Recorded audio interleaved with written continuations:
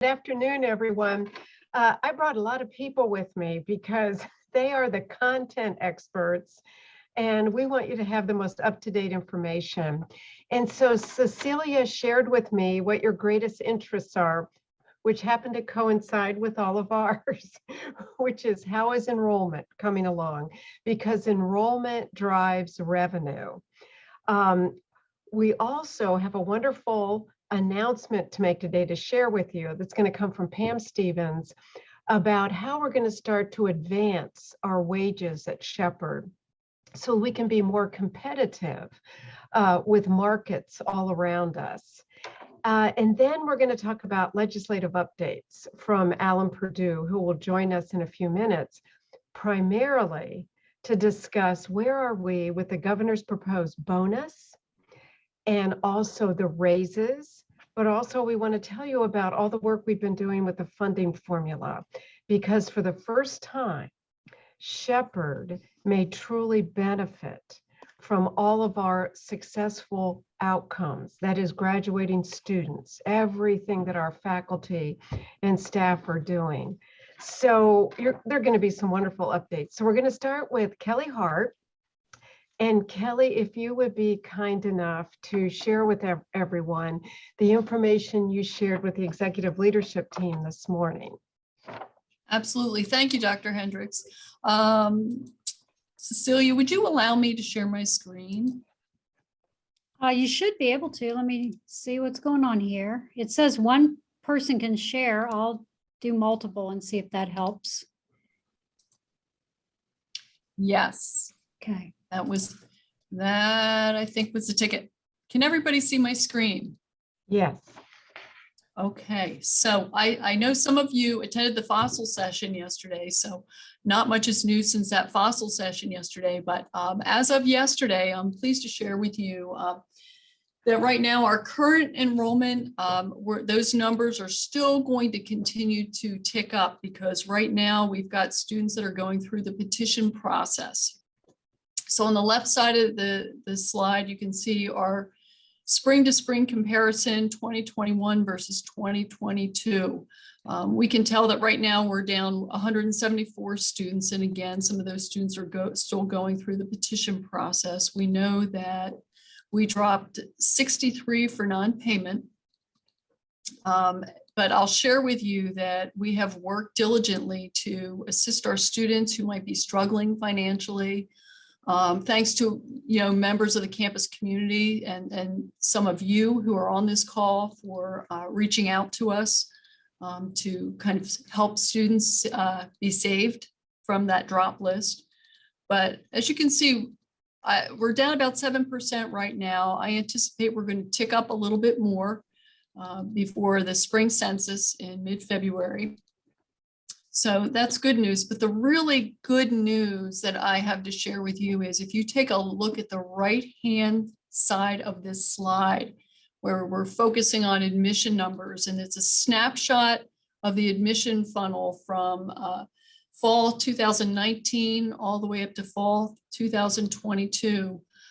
You can see that with regard to application numbers, especially with regard to our freshman numbers, those numbers are way ahead of where they were last year at this time.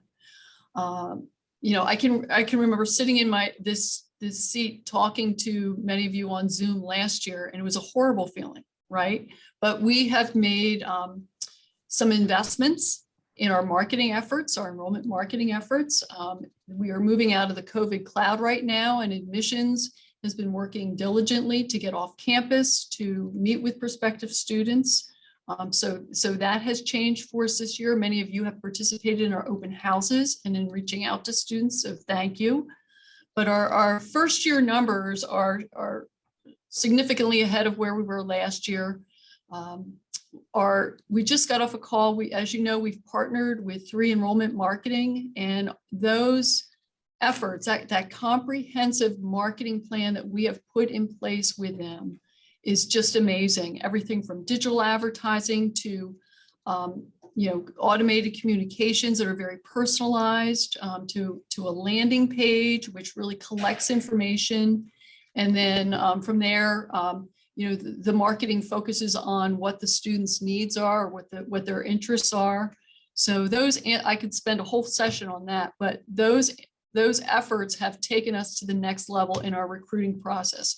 We have purchased over 85,000 prospect names. So we're really being very proactive compared to where we've been in the past with regard to recruiting and marketing to students. Those prospective students are coming from West Virginia, they're coming from Virginia, they're coming from DC, they're coming from Pennsylvania. I think I'm forgetting somebody, but in a nutshell, we have really exploded on that scene. We're also purchasing names for 2023, believe it or not, and we're getting ready with 3E to roll out that campaign for those students. So our hope is eventually what you're going to start to see is a greater yield as a result to marketing earlier to students. We also have some sophomores in that name purchase. So Shepherd's on the move. We're not a best kept secret anymore.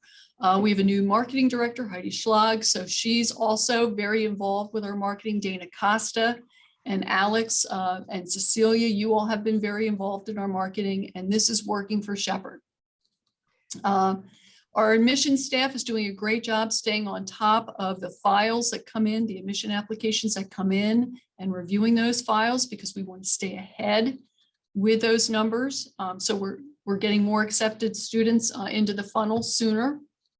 And we can see that even though we haven't gotten our financial aid packages out just yet, we're still running ahead in our deposits. We're about 18% in our deposits compared to last year at this time. Once the Board of Governors confirms the costs of attendance for next year at that February 17th meeting, our financial aid packages are going out.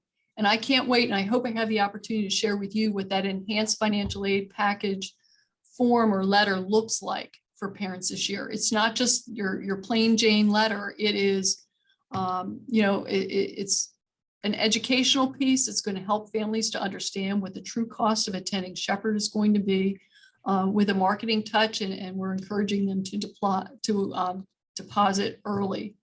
We have our accepted student days coming up on March 5th and March 26th. So I hope that many of you will participate in those. They're in person this year. Even though we had some last year that were in person, this is very, very different because we're not going to be outside in the football stadium.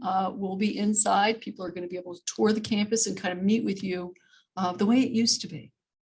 So I'm really excited. If you can't tell, I am on cloud nine. I feel like we're no longer a best kept secret, and I know the staff's working hard. I know you as campus community members are working hard, and I thank you from the bottom of my heart because it is truly a new day for Shepherd University. Boy, Kelly, thank you so much for that report. And maybe I could just add some statistic that you shared with me, that year over year web traffic on our Shepherd website, we are up 67% this year compared to this time last year. That is remarkable. So people are checking us out. Yes. And now, any questions for Kelly?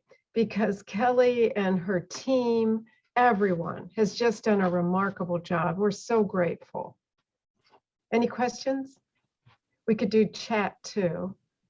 Well, I do want to mention, I've seen the ads that 3 Enrollment Marketing has been putting up on social media, and I'm impressed with those, and they seem to be getting good reaction from people on social media. So I wanted to say that. I was going to tell Kelly that in person, but we'll just say it to everyone. Oh, that's wonderful. Thank you. Ken, did you have your hand up? Yes, I did. Now, just so that we're kind of clear a little bit on, I see these wonderful looking numbers, the best I've seen for a while. No, and congratulations. No, but how much more is it costing us to get those numbers? No, because it's all about revenues. No, each student contributes X amount of money to these kind of things. No, so discounting it, for the number of dollars more you're putting into it. Are we still looking positive? I suspect we are. We are, Ken, and we're bringing in a significantly larger number of students for this coming cycle. our target is 575 first-year students. As you can remember, last year, we only brought in 411. Mhm. So there's no doubt in my mind that we're going to hit our target. All indicators are that we're running slightly ahead. So we're feeling pretty good about that. We're also looking at bringing in 275 transfer students as well. So there's no doubt in my mind, this investment will pay off for Shepherd, and that was part of the understanding when we signed on and when the Board of Governors approved it. Thank you. Okay, so great question. Any other questions? Okay, Kelly, thank you again for sharing this with us. I think the Board of Governors will be pleased, and thank heavens we have Mona Kissel with us, who will lead the way. Okay. So thank you again. Thank you. Pam Stevens, are you with us?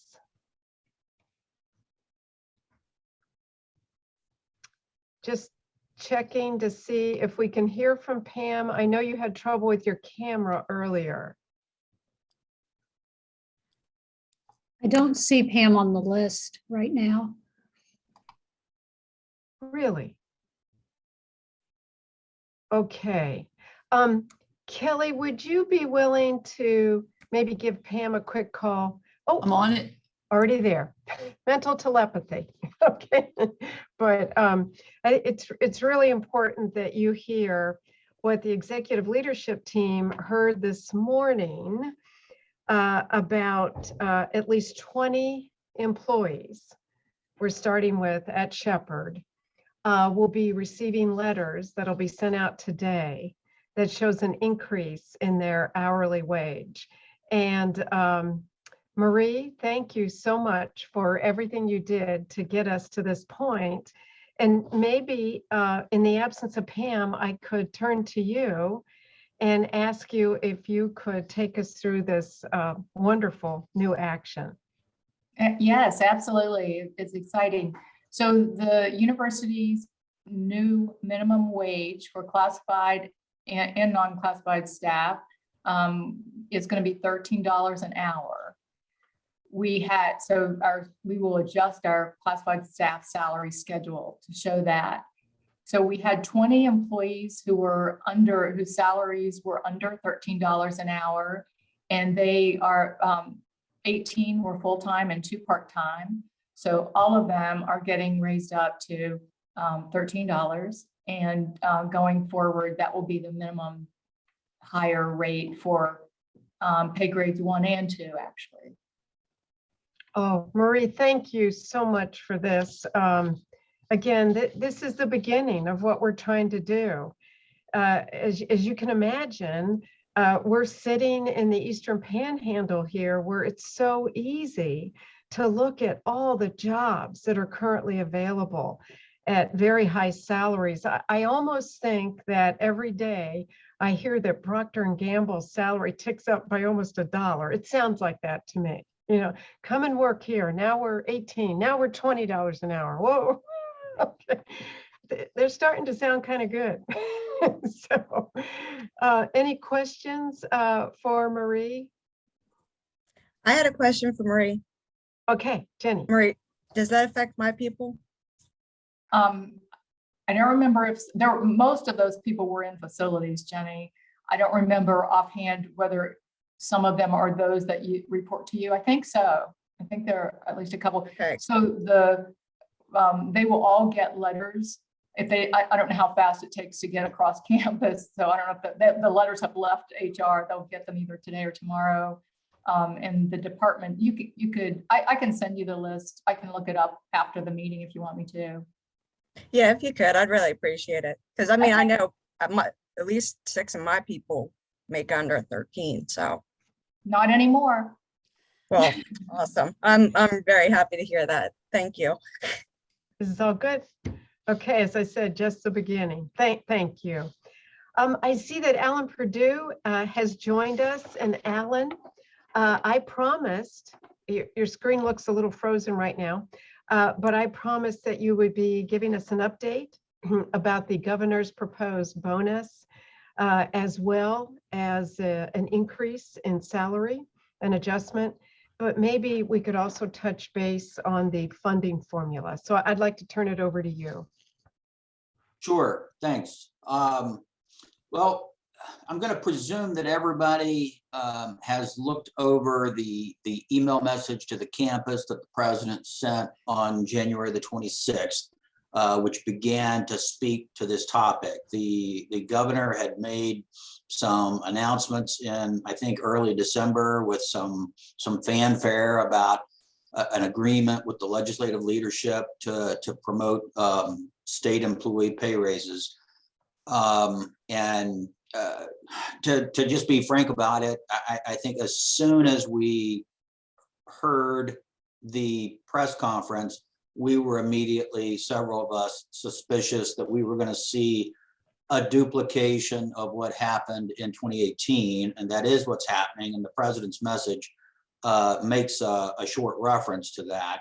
So what's different about now from 2018 is that they're not really even sort of being coy about what they're really doing. They're on a broader basis, they're being pretty straightforward now that for the employees who are funded out of state general revenue funds, and in some agencies that's all the employees, but in higher ed, that's in all the institutions, well less than half.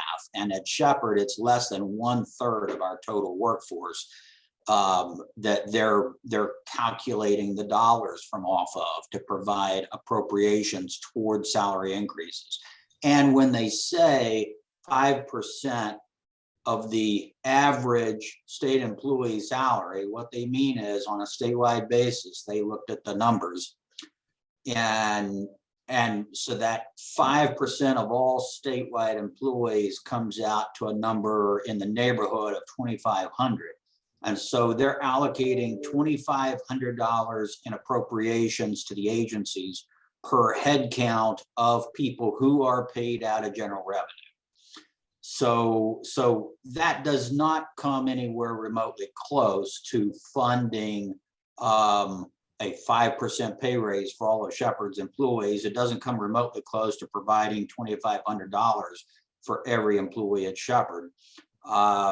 What it works out to is actually we're getting about $340,000 of additional money in support of employee pay raises. And if we were doing at Shepherd the package comparable to what the rest of state government is going to be doing for pay raises, our expense, we will have to come up with more than $750,000, more than $750,000 in additional expense would hit us to cover all of our workforce for the scope of raises that would be comparable to the governor's initiative as laid out. So we're going to be working on an ongoing basis. We started out reaching out to legislators to try to talk about that issue. But frankly, there is a consensus among the governor's staff and the legislative leadership that this is the way they're going to go forward.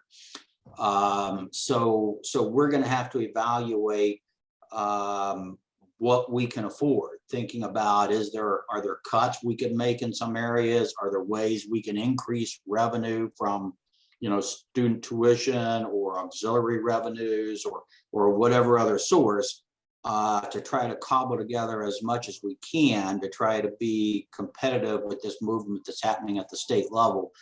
But all of higher ed in West Virginia is going to be confronting that. And there are a couple of other agencies other than higher ed that generate a lot of revenue out of special sources like fees to consumers of activities. So those get hit the same way as we do, but higher ed is overwhelming the largest impact of getting really more or less cheated out of a fair share to help us do the kind of raises that we'd really like to be able to do. So that's why we've said in the president's message that we're going to have to see how the budget process comes to an end, and also how our process goes with the board on evaluating the tuition and fee decisions that have got to get made in the next few days, and then working toward finalizing what our budget outlook for next year is. And at that point, we'll be able to communicate more broadly about the outlook for pay raises of some kind. But as Marie was just describing, we are getting a foot in the water now with some of our, what have been our lowest paid employees, and trying to raise that level a little bit in that small category. Apart from the raises of base pay for employees, the governor announced a desire to do a COVID bonus. And so there is a special appropriations, a supplemental appropriations bill that has been introduced now, which would be money in the current fiscal year.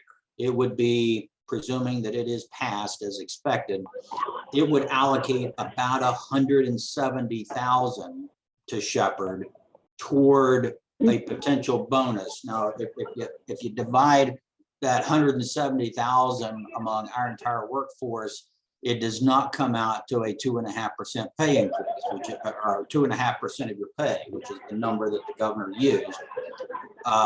But we're going to see what happens with the final passage of that bill, and if there is a supplemental appropriation bill that provides some money for one-time lump sum payments, then we'll be able to speak with the campus more at that point about exactly what the scope of what we can do is going to be to try to treat our employees as fairly as we can.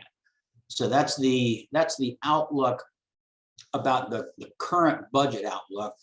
On the personal side, for all of our employees who live in West Virginia, I will mention also that there is rapid movement happening for a proposal to cut the state personal income tax rate for everyone, from the highest earners to the lowest earners. So a tax cut that would apply to the 2022 calendar year. So when you're doing your taxes next year, that looks to be in the cards. And it will be substantial. The plan, you may remember a year ago, they actually talked about trying to abolish the personal income tax, and they don't think they can do that, but they are looking at a cut that'll be substantial. So you do have that also to look forward to. The big news for us has been the funding formula project, and we started talking about a performance-based funding model in higher ed almost 10 full years ago. And we were campaigning for that right from the outset, because we've always known we can benefit a lot out of a fair formula that looks at the analytics and allocates money on that basis. So there were renewed efforts to do a funding formula about 4 years ago by the Policy Commission. And they were proposing a formula that as soon as it was implemented, it would start moving dollars from the institutions that are kind of fat and happy in the amount of money that they're getting. Don't quote me on that. I got friends at those other schools, and reallocate to the schools like us that were really underfunded badly. And that got very sensitive, particularly in Morgantown, but in some other places too. And so that got slowed down. And then 3 years ago, there was a more constructive dialogue about what we could do. And the legislature agreed to add a significant amount of money into higher ed appropriations. And Shepherd got a really good share of that increase on a statewide basis.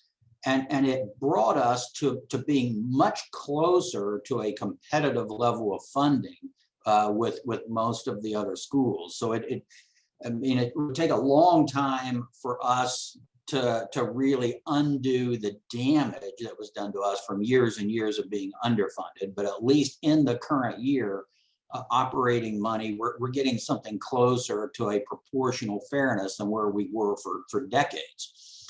So now the question is, how do we go forward from here? And so what we've reached is more or less a consensus among all the schools for this funding formula that looks at the analytics and the metrics that the formula will be driven by are not things like what is your fall enrollment.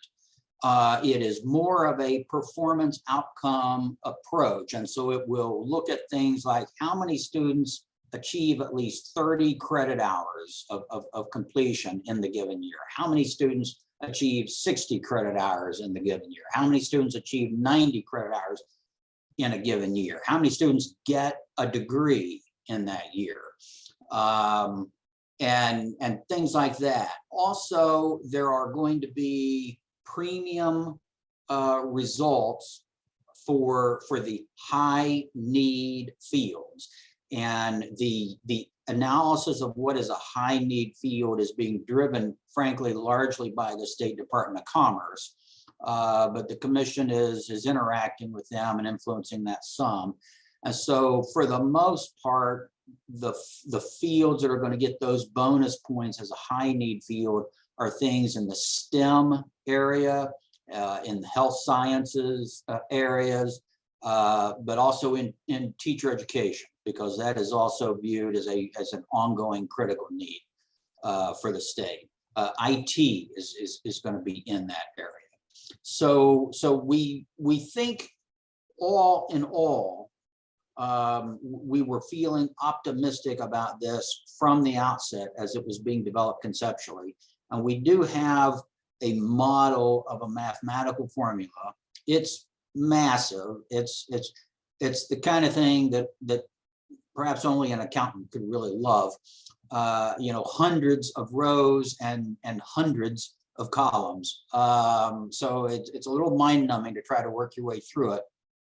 But as we've worked through this model, frankly, and we want to be careful not to sound too overjoyed, because we don't want people around the state to become convinced, well, this is better for Shepherd than it is for anybody else. Why are we letting this go forward? So we want to stay a little subdued, but this is really good for us. This is a really good path for us. The results are going to be great. And the results will not produce new dollars in the fall of 2022 for us. Okay, it will be a whole year before this formula produces any financial impact. And in the first year, that's going to be a really small impact. But as we move into the second and third and fourth years, that is going to geometrically grow for us. And it's not going to be like 10% a year, but it will mean every year we're expecting this formula to show more dollars should be coming to Shepherd than what have been. That's not going to be the case for all the schools.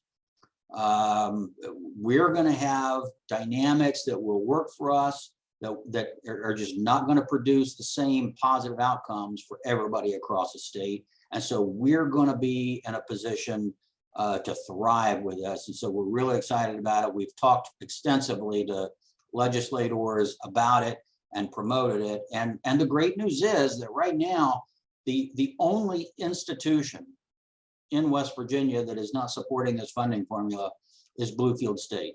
Everybody else is fully on board.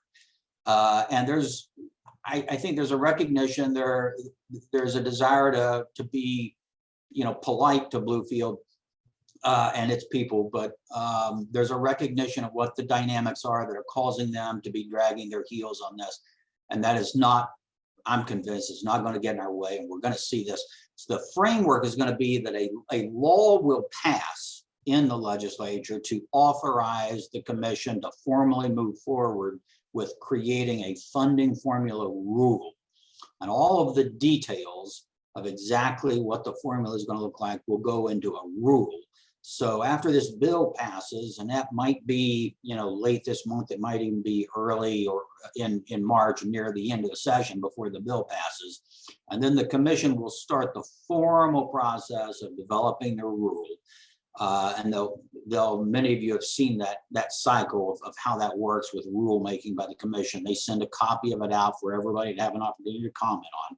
But we've all got the formula. We understand where this is going. And so the outlook there is really optimistic for us. So those are the two really big issues, I think, out of the legislative session. For the last several years, I know there's a lot of interest in, is there another law in the works to do something more about guns on college campuses? There were a few versions of that introduced again this year in the legislature. None of those are moving so far.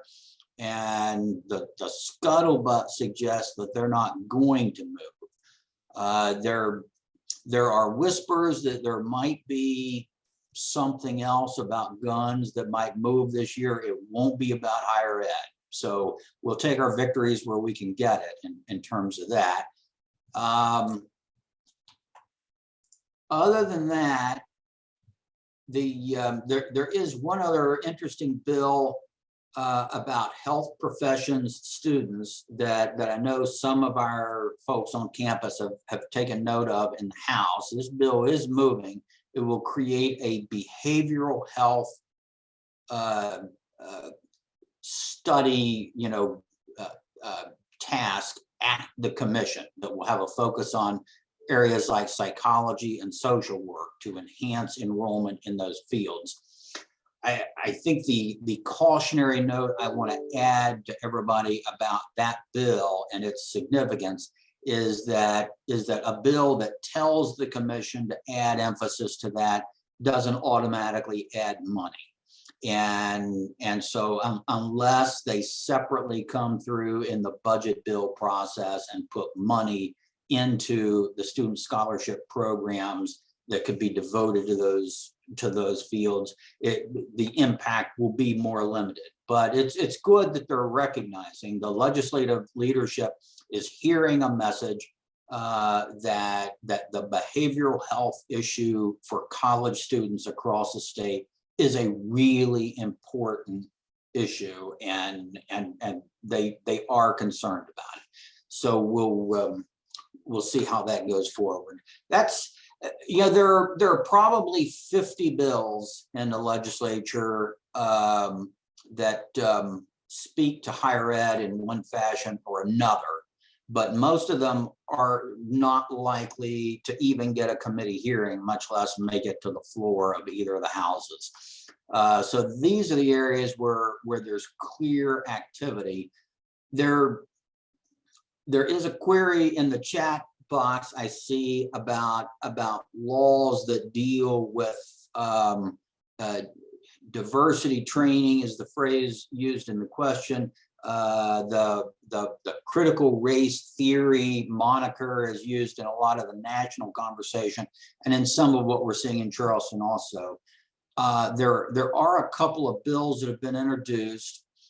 None of them have really started moving yet. There are a couple of different variations in those. A couple of them I'm going to be watching really carefully and closely because of who the sponsors are and the likelihood that we might see some movement. There are a couple of versions on that topic that only deal with the K-12 sector, but there's one bill that does include higher ed also that is in the Senate, and I think we're going to watch that really carefully to see if they decide to bring that for a committee hearing. Like what we've seen in a couple of other states, that's a bill that would regulate the teaching of some of these topics that are considered socially controversial, and would potentially create a lawsuit opportunity for people who feel like they're injured by the inappropriate teaching. At the higher ed level, that bill, and I'm looking for that number, that's Senate Bill 498.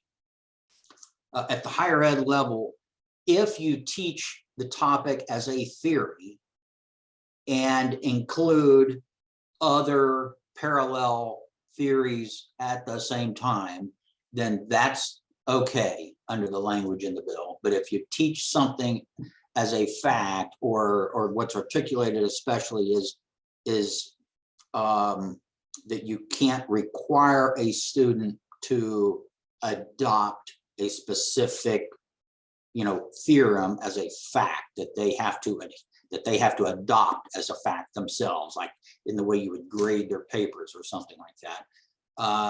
That would be a violation of the law, of the new law, and could potentially result in a lawsuit. So those are things that we're going to be talking with legislators about if they come to a committee hearing. I know the team at WVU shares the concern I have that lawsuits are not the way to deal with any of this, and we'll be trying to work with them to try to tone this down. But optimistically, we're hoping maybe those bills won't run all the way to fruition. So that's kind of our legislative recap in a nutshell. Other questions? Yeah. Oh, Alan, I wondered if I could just ask about the status of the soda pop tax that has always historically benefited WVU. So far, no movement on that. There are a couple of bills that deal with that topic. So far, no action from either of those. I know that the team at WVU was feeling nervous about some of the inquiries that were being made this year about the soda pop tax. So I think they're worried that there may be some movement there. I don't know how to predict that one way or the other.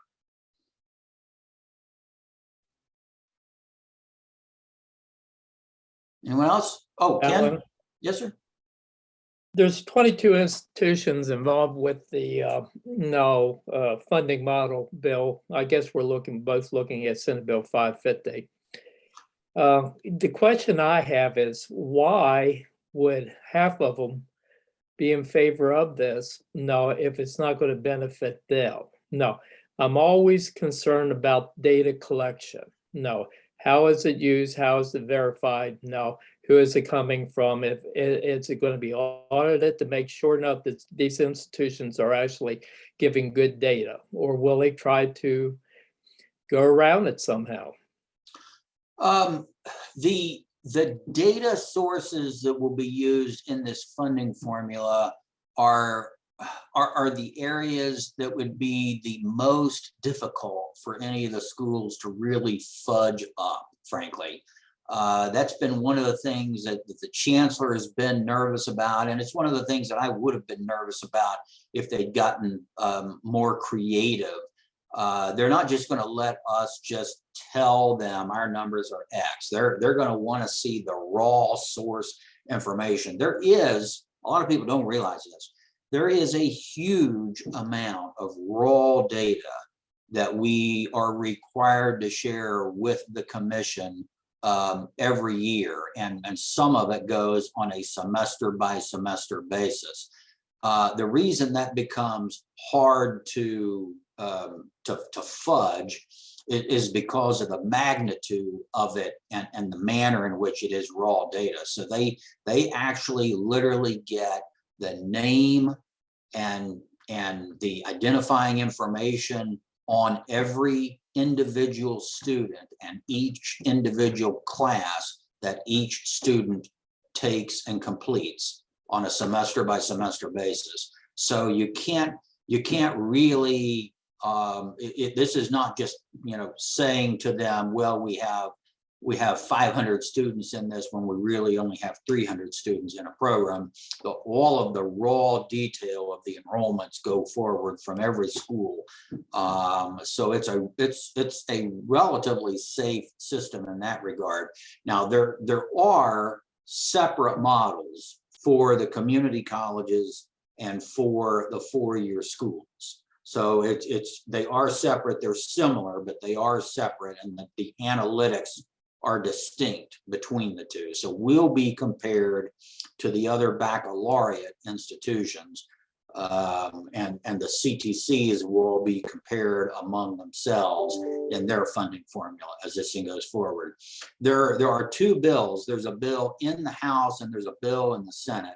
And the Senate bill got some media attention a few days ago because it has a lot of extra. It started out with a whole lot of extra stuff in it, and they have thinned a lot of that out. I think that it's most likely that what will pass the legislature will look more like the House's bill, which is just a clean bill that only talks about the funding formula and nothing else. Yeah, I was kind of surprised now that it wasn't referenced to education first when I saw that. No, but I'd still have this question of Bluefield, Glenville, West Virginia State, and certainly 3 or 4 of the community colleges. Now, why would they be in favor of a bill that in the long run will most likely hurt them? There has to be something. There has to be something. The legislature has made it clear that they're demanding some kind of an objective system be in place. And this at least creates an opportunity for each school to control its own destiny by performing better. And nobody wants to just throw in the towel and say, my school is hopeless. We might feel like we can see that reality from where we sit about some other places in the state, but they're still full of hope that they can at least hold their own. And there are some moderation factors in this to keep the damage to a school. When we get out into year 3 and this thing is rolling, the biggest impact that any school can face in any one year negative is 1.5%. That is the largest possible loss at any school if this formula is fully embraced. Now, one of the things we have to remember also is the legislature is going to pass a bill that tells the commission to create a rule for a funding formula. The commission is going to create a rule and a formula in it that will produce mathematical results.